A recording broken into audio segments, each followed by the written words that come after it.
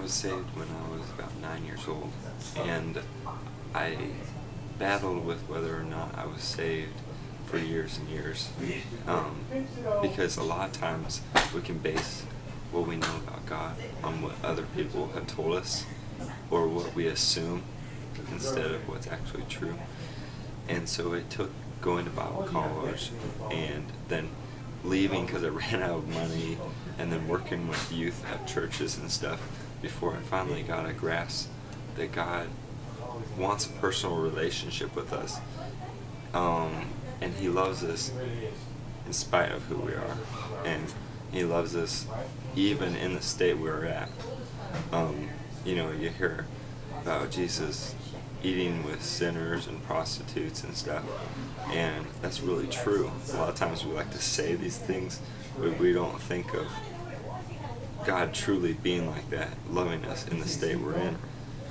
And the reason I think He loves us because of the state we're in is because He wants our relationship with Him to grow, and He knows that we can't do it on our own, and that He is accepting us, but He does want us to change.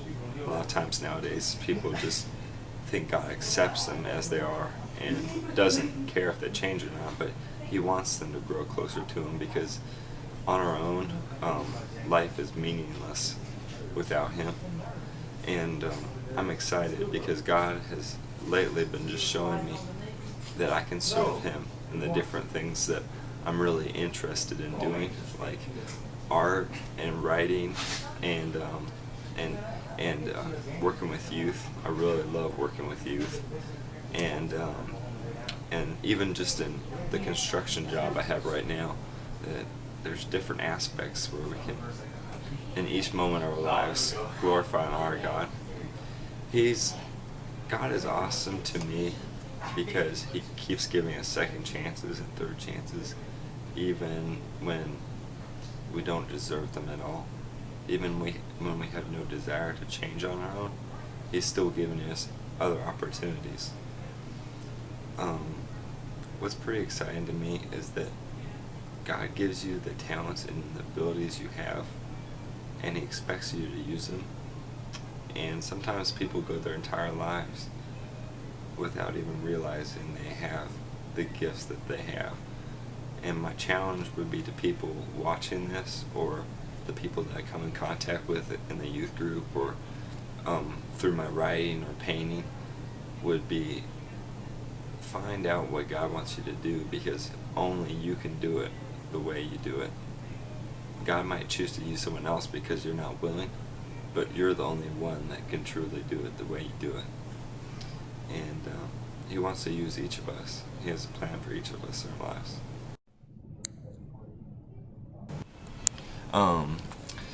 Lately, there's been some ministries that I've been able to get involved with, like the Victor, which is in downtown Statesville, and my youth group at Command Baptist Church, and different missionaries. That a lot of times we think of missions as in Christian missions in a certain way, when the way that Jesus described missions was a real broad sense of helping your neighbor, of reaching out and providing things for people. And it wasn't always taking a Bible and going to a person and converting them, or trying to.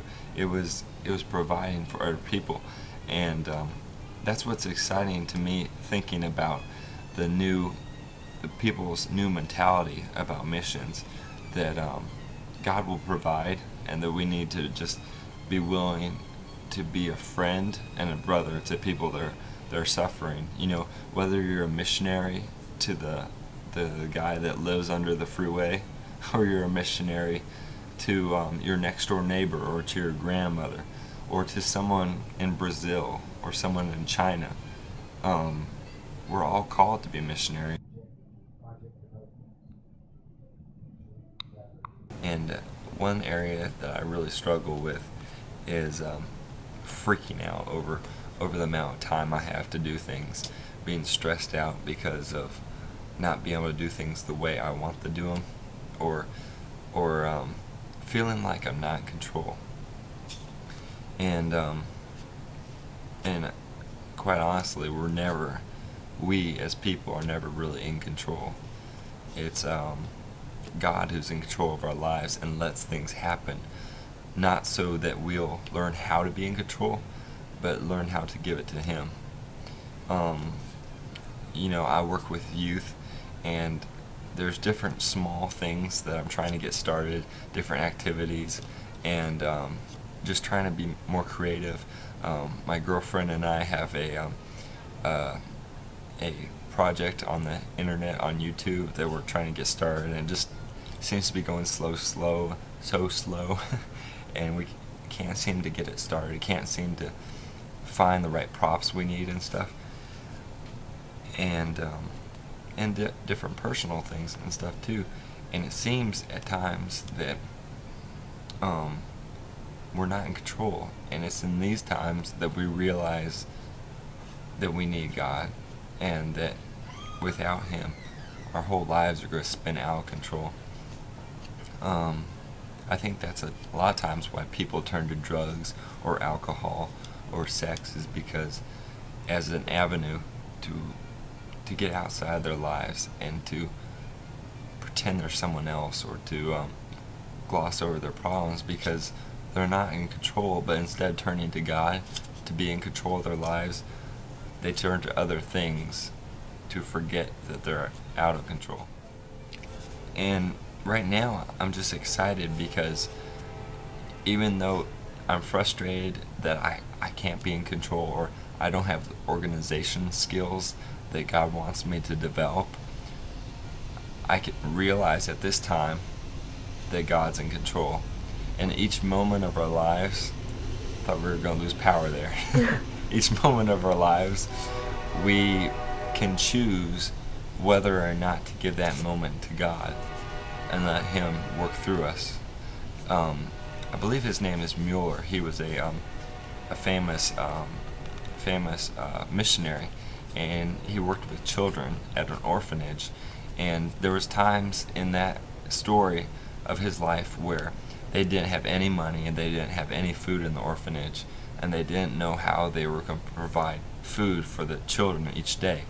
And he had the kind of faith that sat down at the table with their forks and their knives and their drink and an empty plate, and they believed that God would provide.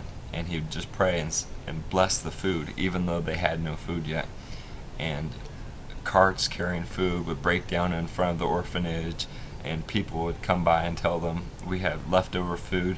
And so God had always provided. Even though they weren't in control, God was in control. And even though that's a scary place to be sometimes, that is a place that can build great faith. And I think in some ways that's what America needs more than anything else, is trying times to build character and faith.